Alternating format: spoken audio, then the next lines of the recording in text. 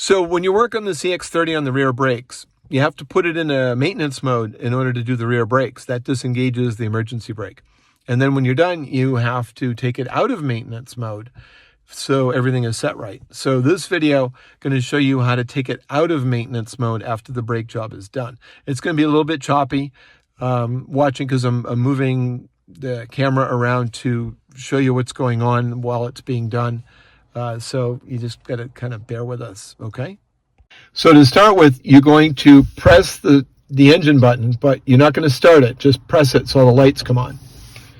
So you see all the lights coming on. All right. So down here you see this little icon down here. This says you're in maintenance mode. That means that your emergency brake is disengaged because of maintenance mode.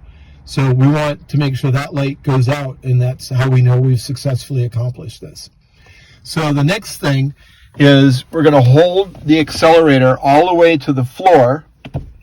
While you're holding it all the way to the floor, you're going to lift up on the e-brake, and you're going to hold that up at the same time, okay? And now you're going to press the start button 3 times.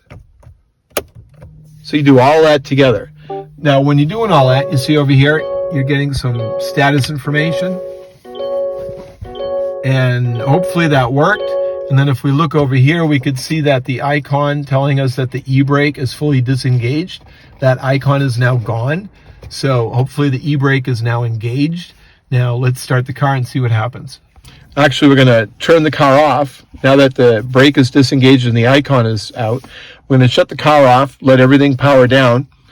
We could see down here that the e-brake indicator shows us that the e-brake is actually engaged.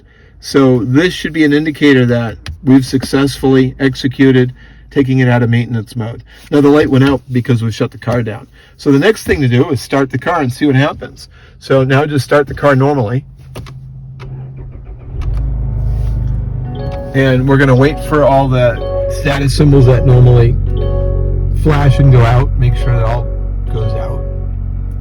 And we can see here that the icon that was over here telling us that the emergency brake was not engaged, that icon is now gone. So that means that the emergency brake is functioning properly.